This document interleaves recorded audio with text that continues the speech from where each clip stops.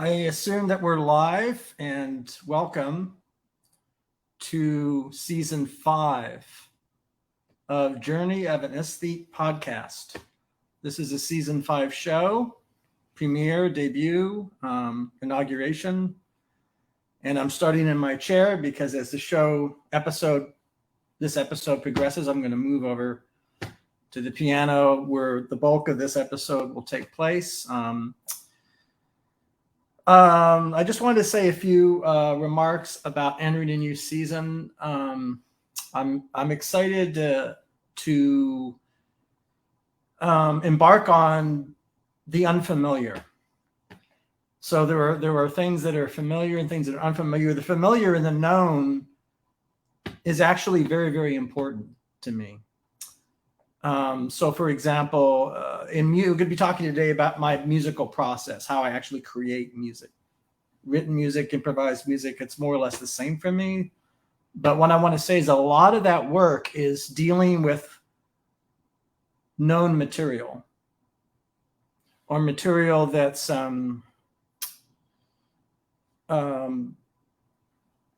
material that I've used, that me and the world has used thousands and thousands and millions of times over the decades. And actually, I developed a sort of it's kind of a style of music in 2013, which I half humorously called hard listening music.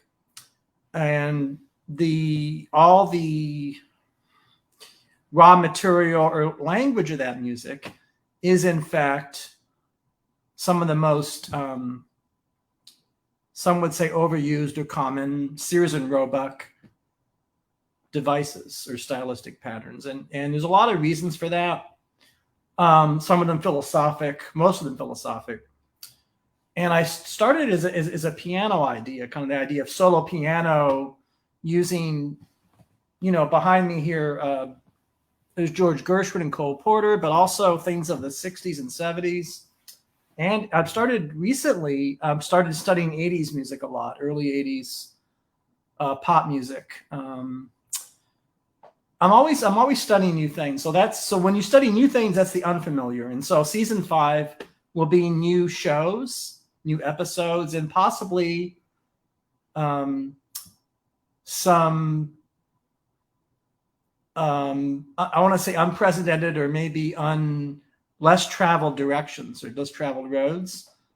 And I'm very excited about that because I'm a highly curious person and I have a lot of very high in curiosity, to quote the psych tech people, the way they describe things, high in curiosity, and that will hopefully serve the show and well as we go. And also we have the Rockford Files episode this month with Epadiah Ravishaw and Nathan, and they have a website called 200 a Day Plus Expenses, which is the tagline of the show, 70s television show Rockford Files. They devoted a whole podcast to that show, and we're doing a 3-person episode this month with them. I have a post in which I write a little bit about some of my philosophic and political opinions, such as they are, which is a July post. You can read that up now. And then, of course, going towards the end of the month, and this directly connects to today's episode, I'm doing a trio performance on the 28th, which is a Friday at 7. And some of the material that I discuss here will be the same material I perform there with really 2 of my favorite musicians, Zach Page, a bassist, and Justin Watt, drummer. And it's different than solo piano, of course. It's a little more rhythmic, a little more groove oriented. So I'm going to go over to the piano and we're going to improvise, and I'm going to talk about literally imagine that I'm not a musician or a pianist or a writer or something like that. Imagine that I'm a painter or a sculptor, or I'm a stand-up comedian. Okay, and so I'm developing the act, or this piano is like a canvas in a way, or it's clay. I maintain it's really kind of all the same thing, although The differences among and in between mediums is very important. It's not everything. The similarities are important too. And so, because we're making something. So I'm going to go over here.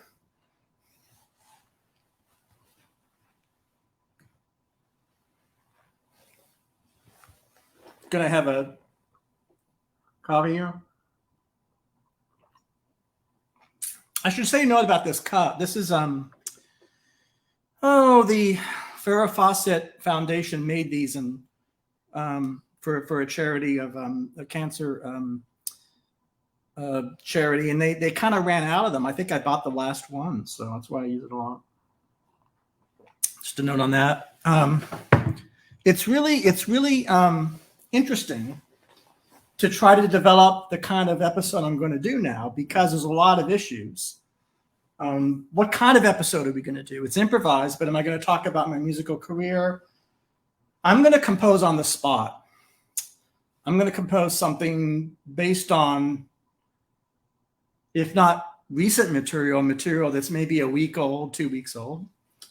And then we're going to do that. And so I'm going to start everything with me. When I'm composing music, as I'm going to be doing now, move this over here. Hope everything's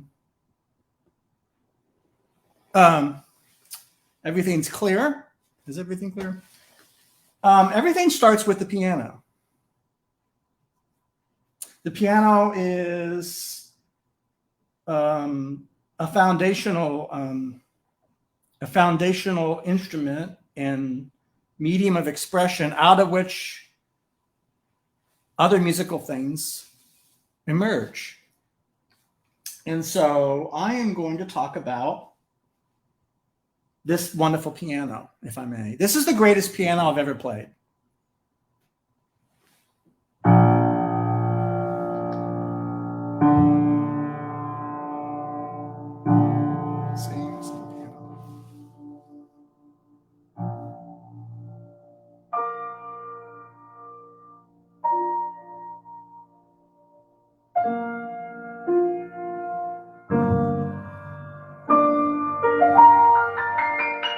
I'm just seeing what happens.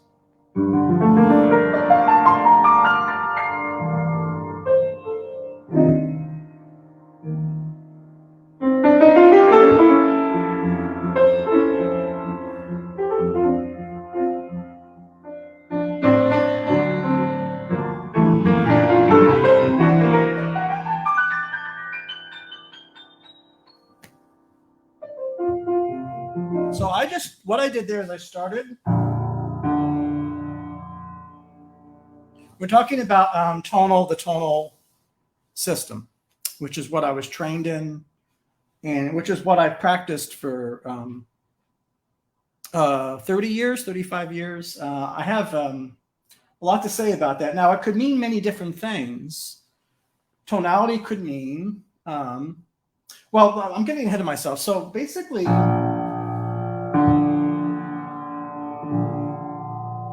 I love the depth of field, to use a cinematographic phrase. Depth of field, or depth of tone of this piano. It's just so great. As a point of comparison, I played on a lot of the great pianos in the world. So, for example, I recorded in Prague, Czech Republic, and I recorded on a really, really great Steinway there. I'm going to show you something here. I'm not trying to boast, or I'm just trying to basically talk about, what I've experienced. Lincoln Center, 1997. I did my piano concerto there at Lincoln Center. And here's me at the age of 20. Let's see my picture there. I'm in the white suit, like similar today. I would say, 97, I was literally 30 years old when I performed there. But that photograph is really old, from like 1991 and 92. I was in my 20s. And the reason why I mentioned that is I got to play the piano that they provide for you at Lincoln's Avery Fisher Hall, which is a little bit like playing Carnegie Hall. I played that piano. I played a lot of I've been blessed to play a lot of Bosendorfer pianos. Bosendorfer pianos are really, they're supreme. They're just beautiful. Really rarefied, specialized. Oscar Peterson, I think, had them flown in or something when he performed in the 80s and 90s. I don't know. I'm no expert on pianos. I just play them. That's a whole, that's a whole field of engineering, and in its own way is a form of craft. You're making something out of wood, and it's beautiful. But I want to say a couple of things that I run the risk of being criticized for being slightly a little too serious, maybe even pretentious, but I'm going to be kind of a little more vulnerable and tell you what I do when I create music. So I start from a position that some might call spiritual. So this is the piano.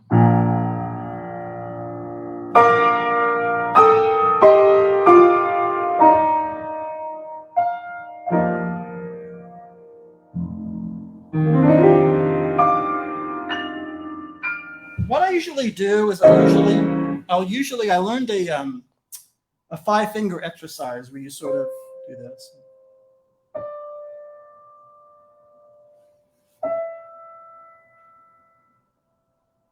We could be here literally all day. I won't bore you with that.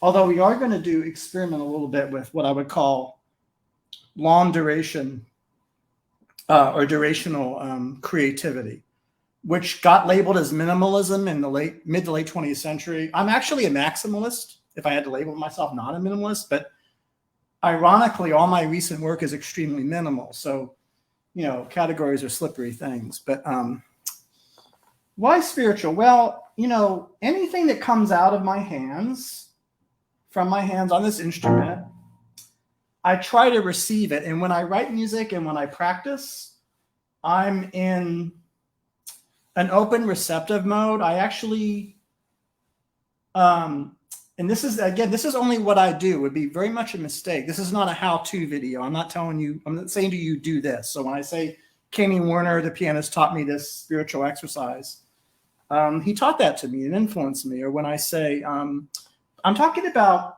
basically anything my hands do, I have to love it. Just as much as I love this piano. Of course, it helps. When you're playing a piano like this, it helps to love what you do.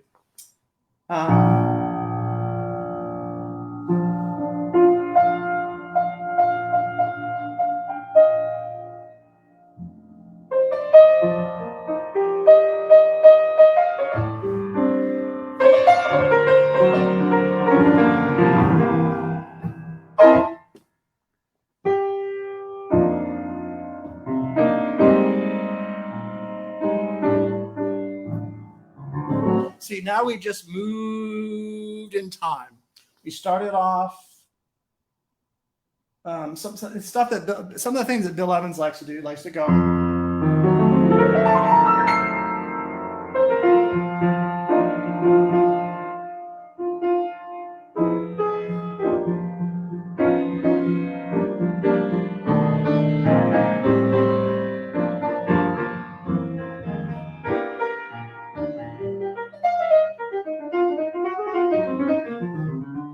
Getting ahead of myself into bebop, but in any case, we started off with some very modern, contemporary, what they call jazz types of harmonies. And at the end of that excerpt I just performed, improvised, I moved into rhythm and blues, soul, pop. I moved ahead some decades in a very short span of time. I love to do that. I like to do that in my writing. Again, part of that. So anyhow, you have to sort of, or I have to love everything that comes out initially. And I'm actually trying to receive. So when I compose music, I'm composing the music on one level. Another level, I'm not at all composing it. I'm trying to listen for something that's the best thing I could create at that moment and then transmit it. I do that all the time. So tonality, there's different kinds of tonality, right? Because you could have this kind of tonality. Well, anyhow, I'm going to show you something else very interesting. See these little sheets. This is my music notebook from 1988, when I had the greatest fortune, to study with none other than Roberto Di Domenica, who was a composition and theory teacher at New England Conservatory of Music, my undergrad. Now, why do I mention him? Well, he was a great composer of operas. He wrote a version of Jean Genet's, I'm going to get this wrong, it's either the Maids, I think it was the Maids, or the Balcony, one of those two plays he adapted for opera. But he taught us a whole class on one canonical music text, Arnold Schoenberg's Theory of Harmony. And I don't have my copy anymore, alas. I had it for 20 years. I think when I moved, it was one of the things that got away from me. But when you study with Robert Di Domenica harmony, you do this SATB, 1, 2, 3, 4, these vertical columns of chords, very similar, actually identical to SATB, that if you are a vocalist and do that kind of sort of thing, I do not, choirs and chorals, soprano, alto, tenor, bass. And that's sort of 4-part harmony. And so for an entire year, we studied basically Bach's chorales. And it was arduous work because we would analyze every single thing Bach did, day in and day out. And the classes were I remember them being 2 hours long. And Di Domenica would have these long digressions where he talked about how he wrote an opera and talked about Arnold Schoenberg, the man, and Bach's ideas about harmony. And the rule, again, these are rules coming from earlier centuries. And it's sort of, even including late, say 1730, for example, 1690, 1750, this kind of period of time, which is long before the 19th century even. And they had their practice, but the thing of it is, the idea then, I don't know if it's, maybe if people still do it today, is that by painstakingly working with just these 4 voices with better voice leading, or as good a voice leading,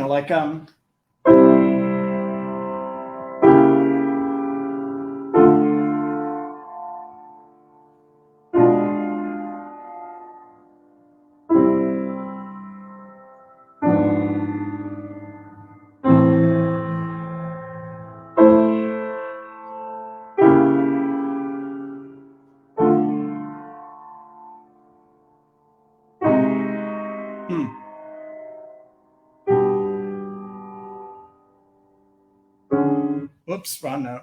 Wrong notes are funny, when you have little, and I'm also trying to read my little. Why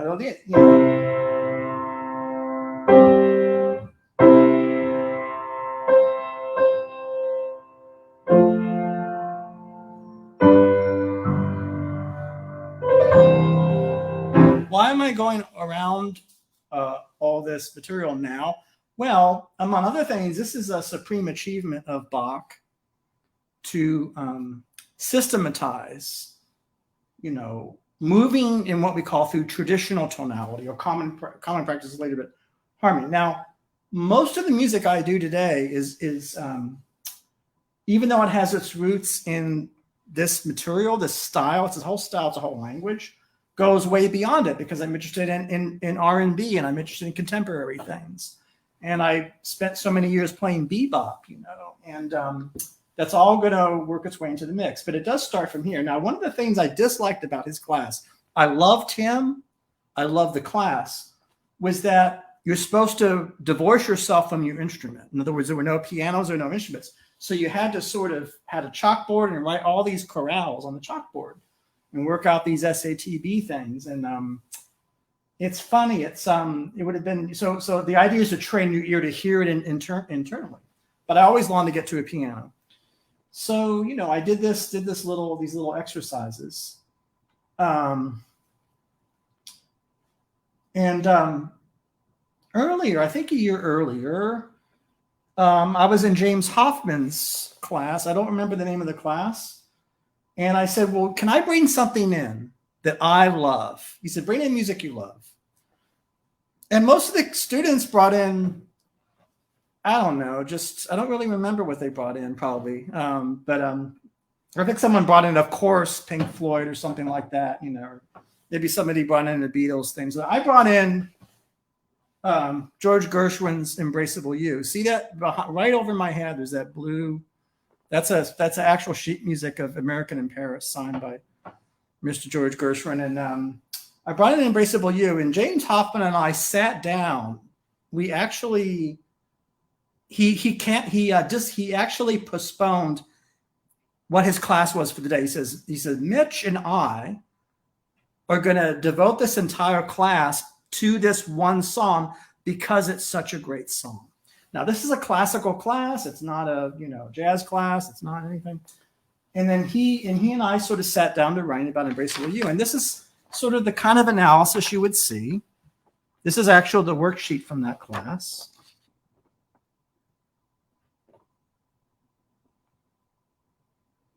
And all these symbols here, for you non-musicians, represent the function of a harmony and where it fits into, you know. But I thought it would be my interesting. These things I'm talking about now are what I call maintenance. Somebody asked me, they say, you know, Mitch, you know, how do you practice music? I said it's 90% maintenance and, I don't know, 75% maintenance, and then like 30, it's 30, what's creative. Because a lot of times, you know, I'm sort of like an athlete, and I have to keep the muscles working, and I have to almost as a kind of a ritual. Well, it's keeping up your chops, you know, and so I think it's really interesting. So I'm going to try to. I haven't played Embraceable You in the longest time, or have I? I don't remember. I don't know, but I do have the sheet. I'm just going to do just the melody. And I'm kind of want to direct the focus to the feeling of the song as a whole. And we're not even dealing with Ira Gershwin's lyrics today at all. That we ought to devote space and time to those words, but we're not. We're just dealing. We're not. That would be a separate episode. I mean, I might talk about it a little bit. So this is in the key of G major. Remember, I started off at B flat major. The reason why I did that is that the piece I just wrote, which I'm playing Friday the 28th. Tune in, here you'll hear me. Is based on B flat major. We'll get back to that in a second, but this is a G major.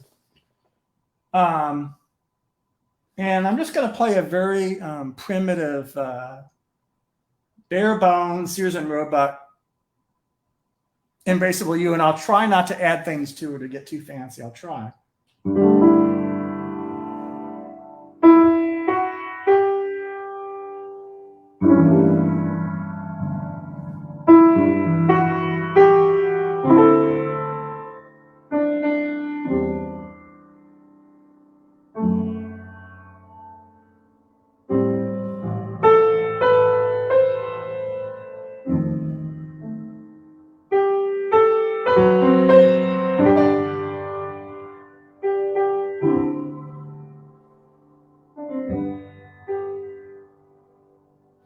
That's a phrase, an A section.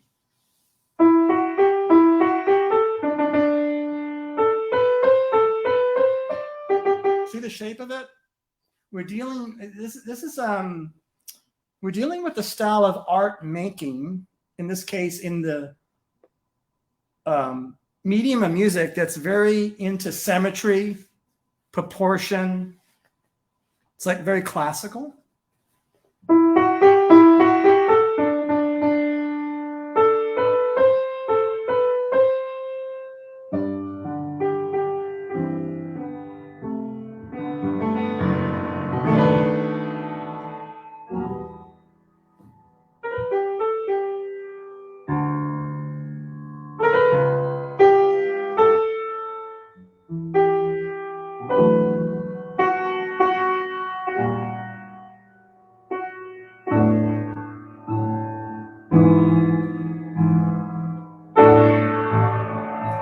voice leading when he's doing it the harmony.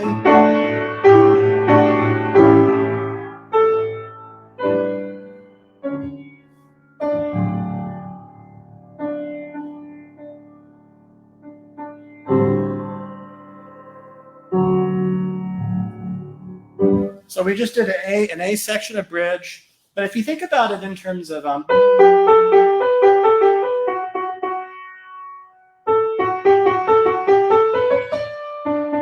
there's a lot of things I could have fun with there if I wanted to. Like what I like to do is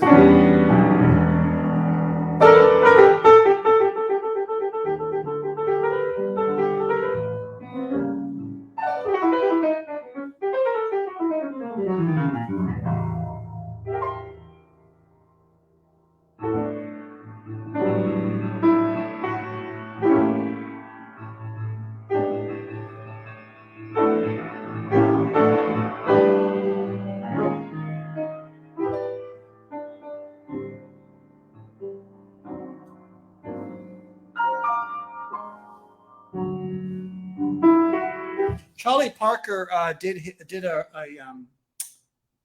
a variation on it. Well, he did this. Instead of going, he did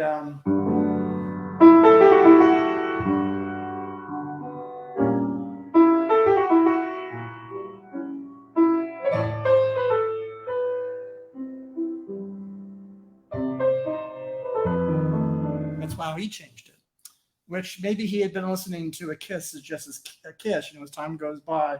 Although it's a different location in the harmony, but it's he got them.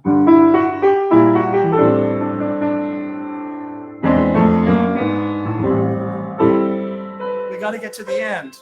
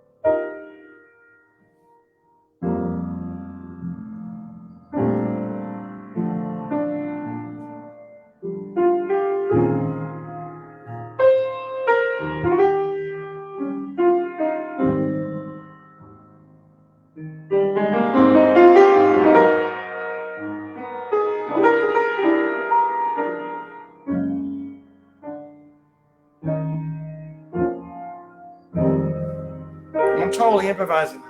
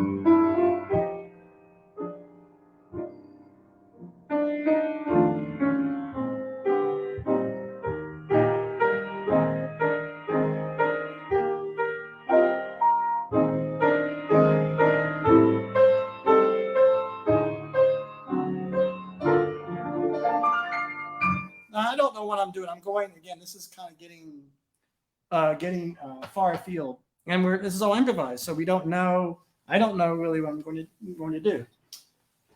Now, what I want to express, or I'm trying to express, is that everything I just played now comes out of the thing Schoenberg was writing about way back in.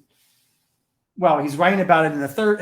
He's a Jewish refugee from Nazism, and he's living in Hollywood, California. Imagine Arnold Schoenberg. He didn't really, when he moved to Hollywood, California, in the 40s, he didn't really. He loved, of course, the beach and the sun, but he still had a lot of ideas about high art, and he did not do the commercial writing a lot of his colleagues were doing, which influenced me most directly. The Victor Jans and and then later on, the 70s cats that I happen to like a lot, like David Shire, and artiekane, and Patrick Williams. Those are the guys that influenced very directly my more recent music. But so he didn't really. He was still very much a classical cat in that sense, very German. Or Austrian, rather. I'm sorry, Viennese, and he, carried that with him, But he wrote this book on Bach's harmony, and doing a year of just painstakingly doing SATB, I highly recommend it. It's kind of very similar to the idea of that we're going to have, this thing here. Anyhow, at the end of Embraceable You, he goes to the minor.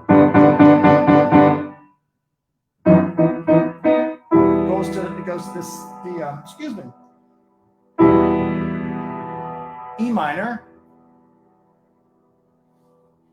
which is this, 6. But then he does the thing all pop songs do, or most did then.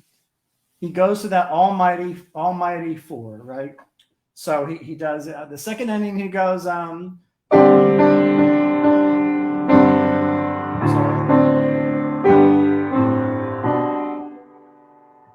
He goes,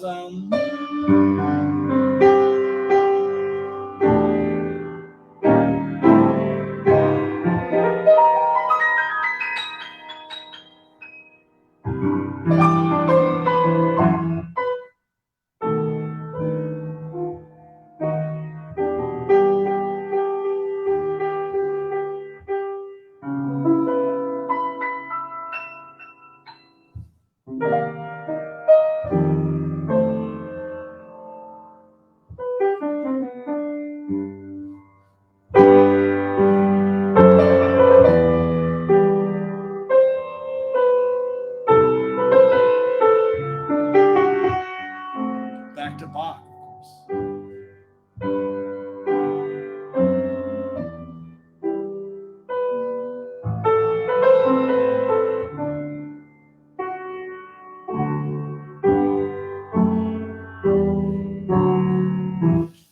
You can do a lot with a little. So I've just written something. I want to talk about this very simple song I wrote for this month, for Friday. I think it has the longest title I've ever put on a piece of music. I'll try to remember the title. What is it? I have to look it up. What is it? So much stuff here. I don't know. What have we got? Here we go. Title of this song, which is longer than the song itself, is Theme for an Unproduced TV Movie Shot on Location on a Tropical Isle. Now, I'm very influenced by Frank Zappa and Charles Ives and Eric Satie, those 3 gentlemen or cats, because they had titles like, Eric Satie would have Song in the Shape of a Pear, and I can't think off the top of my head all the Frank Zappa songs, and stuff like that. But anyhow, this is part of a series I'm doing of I have dreams at night, the ones that aren't nightmares, kind of positive dreams, in which literally in the dream I'm actually watching an unproduced TV movie. And in the course of the dream, there's the whole TV movie. I'm interested in TV, movie and commercial music. So if you recall, on my first hard listening album, I did the I did the International All-Star Cast TV movie theme, which is something like this.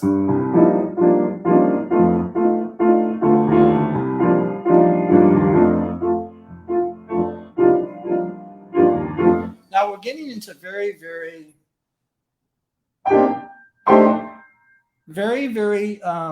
this is the part that you could say is minimalist, because there's not a lot of activity going on.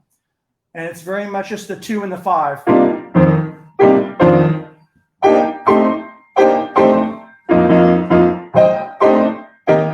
That kind of thing. And I just stayed there.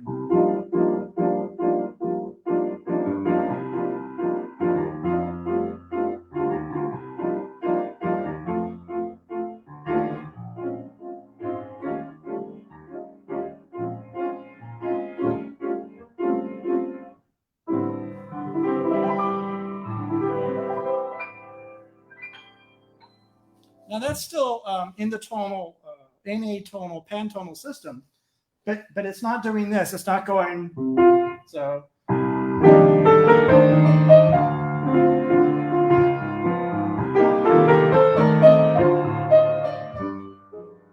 Coleporter, you know. I get their kicks from cocaine. If I took even one sniff, it would bore me terrifically too, but I get a kick out of you. That's coleporter. But in the kind of the more minimalist or abstract approach or feeling about harmony, you try to take away the functional direction, so that it's about sound for its own sake and kind of sound. It's sound in the moment. So instead of going to the tonic or the B flat, you'll stay on the suspended dominant. I do this all the time. I'm doing more and more.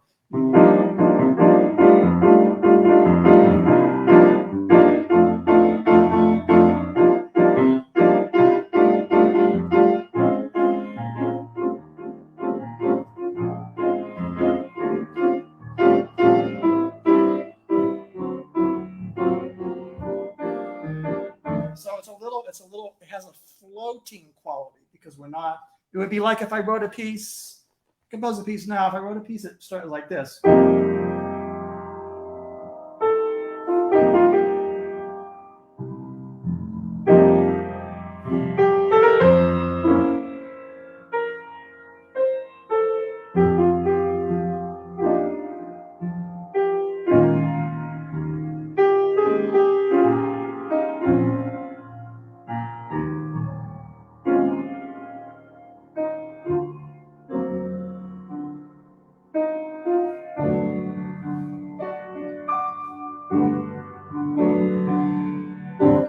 So, or I get even more abstract.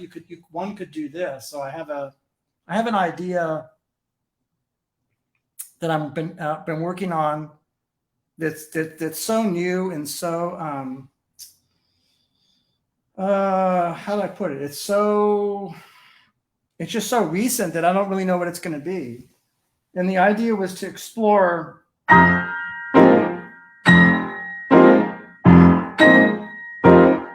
it's kind of a little bit like a Stephen Sondheim, another big influence on my music composing, not words or lyrics. Did a seminar, a workshop with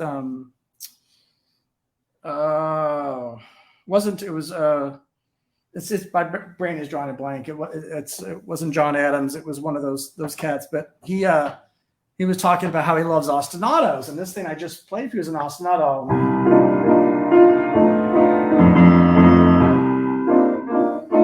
Different ostinatos. So I had the idea of staying on a suspension, right, and suspending it sort of indefinitely, and then having a melody that outlines very literally what the harmony is. So.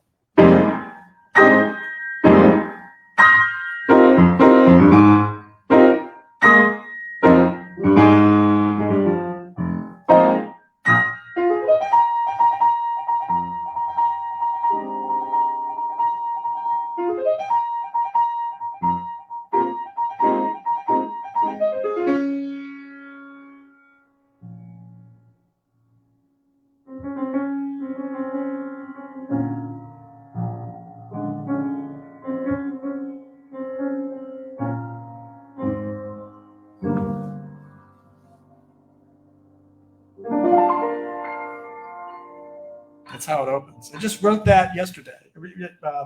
Yeah, yesterday. And now I have to develop that. So right now we're into actual creation, not maintenance. If you want to make the distinction, maintenance, I said distinction between maintenance and creativity is very blurred, and the two go together. So if you're working on your muscles and working on your chops and different things, you also could be creative at the same time, because the two help serve each other, of course. But you know, I to have a very dramatic,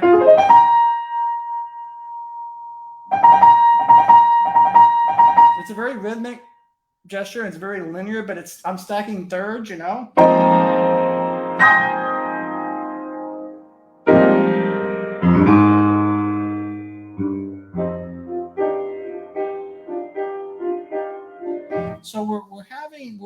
So what I'm feeling and what I'm receiving, because that's what I feel is happening when I do music, is that I have these two impulses.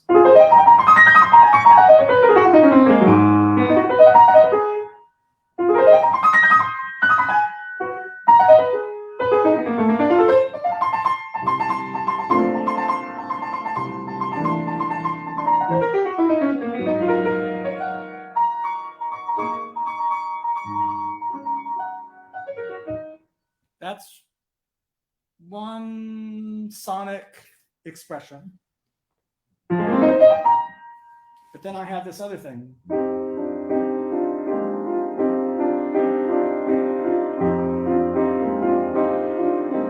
So I'm going to put those together somehow.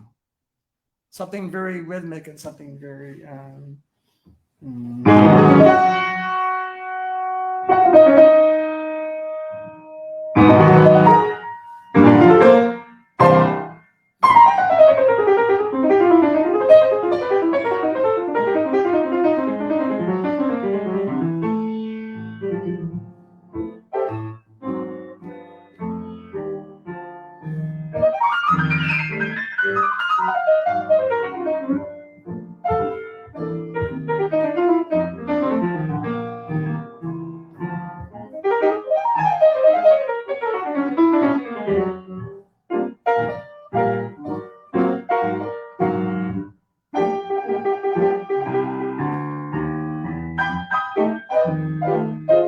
we just jumped back a few decades to the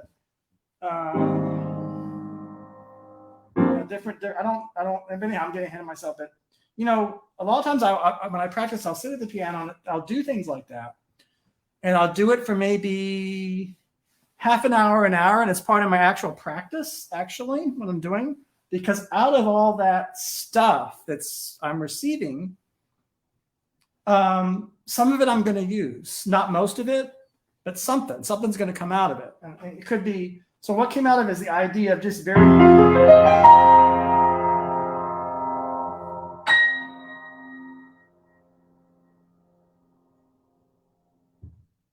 and instead of, so this is all just one big 2-5. It's all the same I was doing before.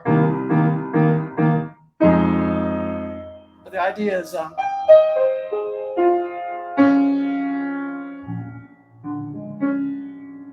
kind of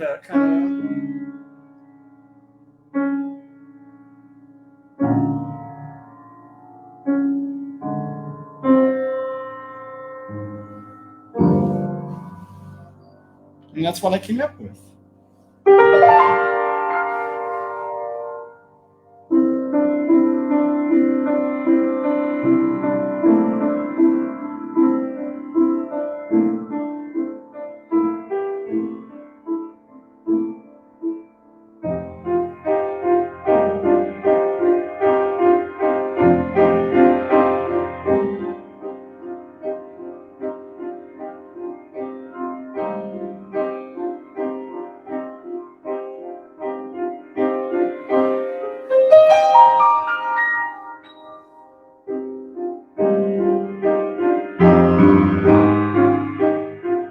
This is a big deal, what I just did, because we've been having.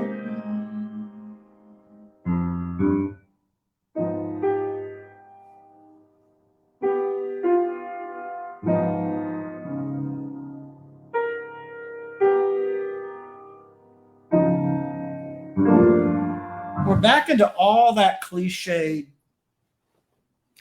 language that I love. I wanted to reclaim it. I wanted to use it in my music and kind of just because we have that, you know, sort of these. I'm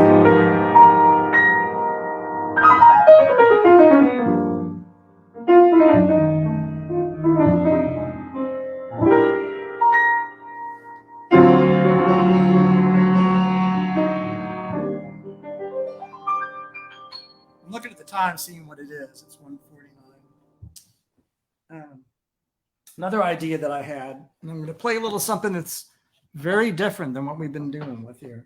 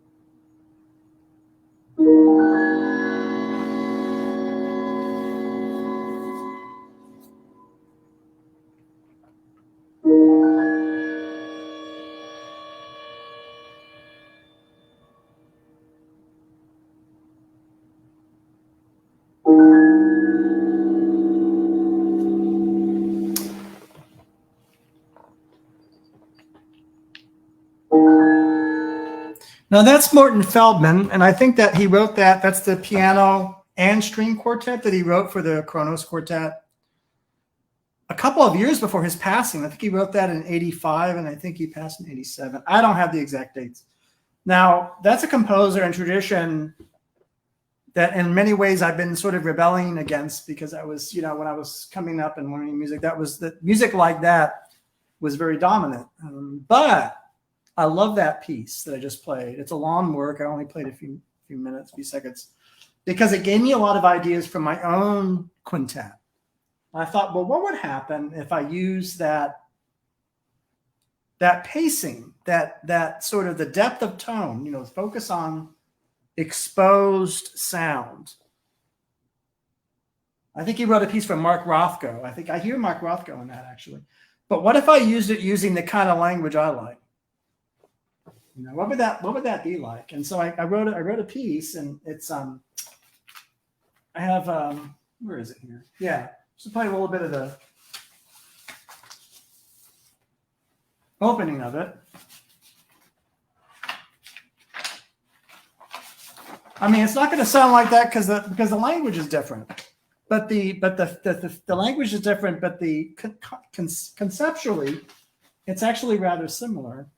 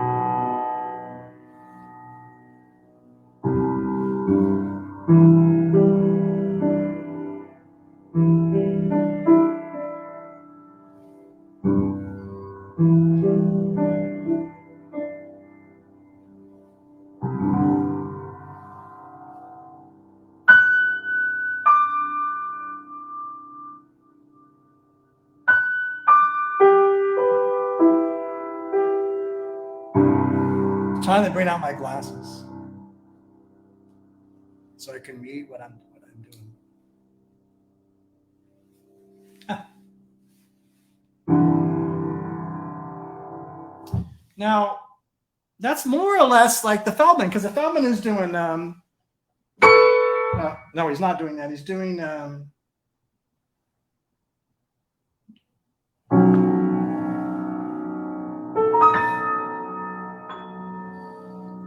instead of doing that, I'm going to do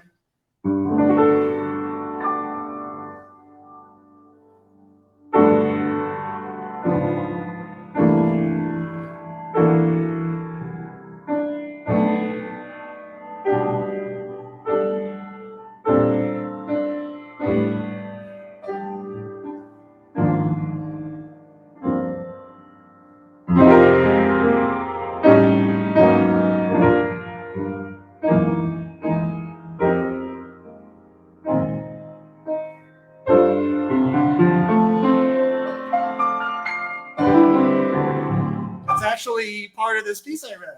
So because I love too much those things to not use them. But I did piano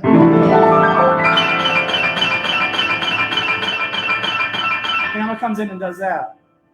And then the strings go.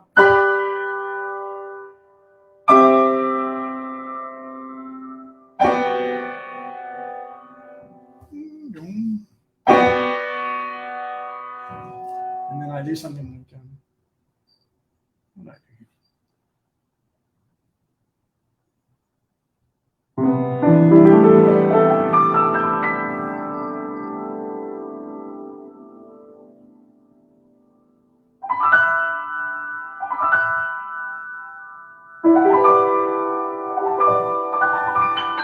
It's a kind of the delicacy and the kind of, because I like the idea. Not only do I like that kind of harmony, but I want the harmony to sing out the way he put a spotlight on the sounds he was interested in. I can see up there,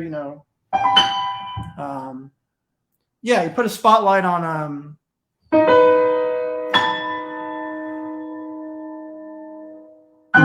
yeah, something like that.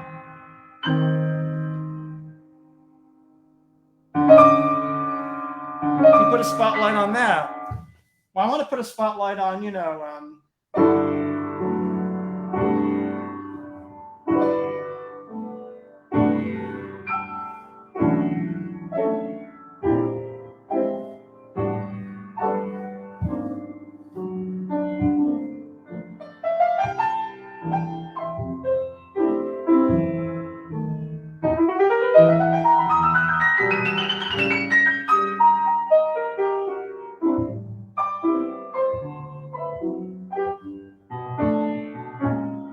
put a spotlight on that if I want to, because that's kind of what I'm hearing. But this newer piece with all these stacked thirds and all this kind of stuff has me exploring stuff from the 80s. Now, in my hard listening concept, a lot of the music was coming out of my research into the 60s and 70s a lot, a little bit the 50s, but I'm kind of moving ahead. And I got the idea, what if I wrote, again, these are just ideas. So a piece for orchestra, I thought, well, what if I wrote a piece for orchestra? And I explored the language of Harold Faltermeyer. Is that who it is? The Beverly Hills Cop, some kind of, again, 80s. So what would that, I don't know. What would it be? I don't know what it would be, but it would be like a techno thing, right? And so I thought, well, that would be kind of interesting if you had a violin do something like that. Now, of course, I don't think I would want to stay there. I want to develop it and have it become something else. But this is really a lot of all the cats in the classical world and tradition. All those cats use their popular music of their milieu in their town. Haydn and they used what people were doing. Now, there's a lot of stuff I'm not going to use because I don't like it. And there's a lot of stuff I don't like that millions of people love, and I just don't like it, and I won't use it. But I might be a little open to using it, even if I don't like it. I might want to figure out, investigate, and find, well, what's in here, or what's in this. What can I get from this? Just like kind of like the 80s things, because there's like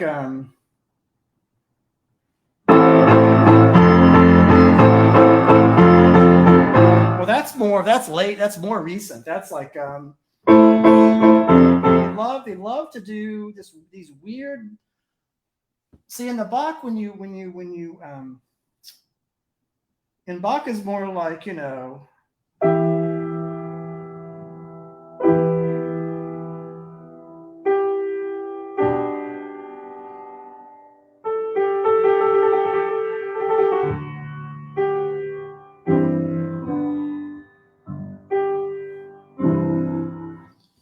there's a little more. It's like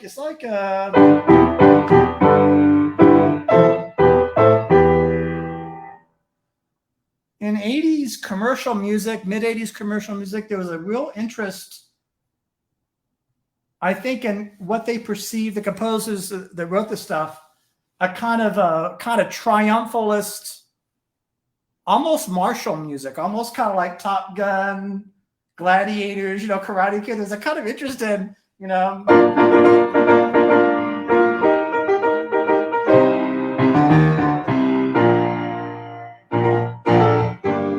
would do that. Very, very literal parallel.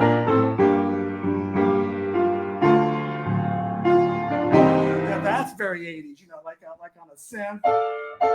Now this is, I'm just having fun, but basically I'm sitting in my chair and I'm sitting at the piano, and sometimes things like that will pop out. I think, well, what is it? What is there for me, or is there nothing there for me? Do I want to reject it? I try to. Any of that. Friday the 28th, you're going to hear Tropical Isle. That's what it's called. So this is a movie that was never made. That's in my imagination. And it's a TV movie. And I don't know the cast yet. I want to say, is Suzanne Plachette in it? I don't know. John Ritter. I think people like that are in it. I don't know why they come to me. I don't know. But yeah. Yeah, absolutely. And so I thought, well, the music,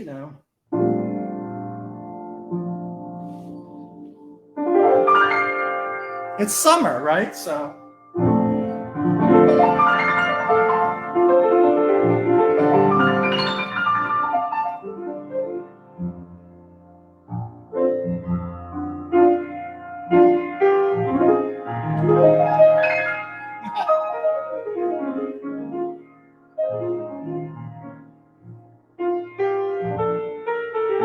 Yeah, I actually went there. I did that.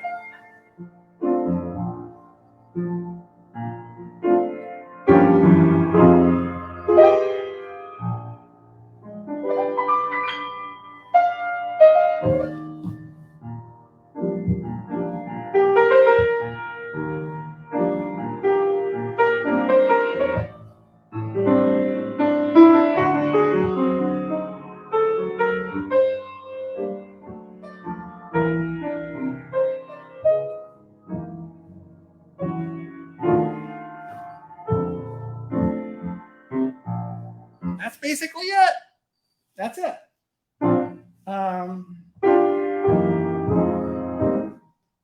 You can do a lot with that. It's a little bit like a framework. And again, admittedly, it's nothing like the Morty Feldman that I just played you.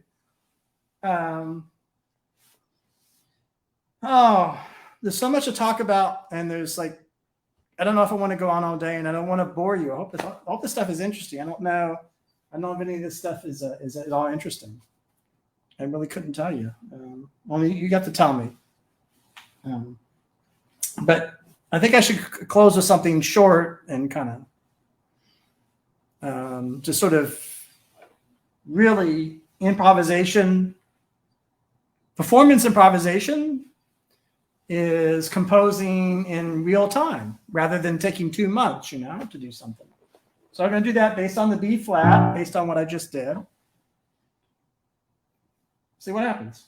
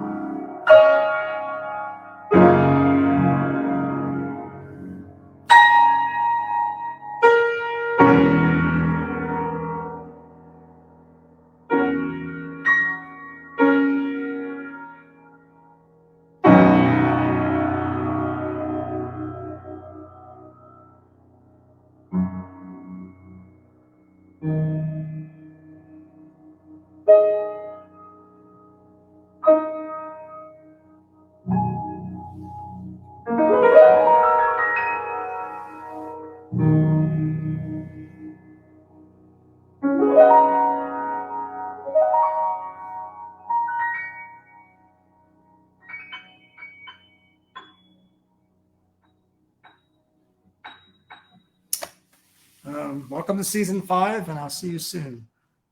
Have a good weekend.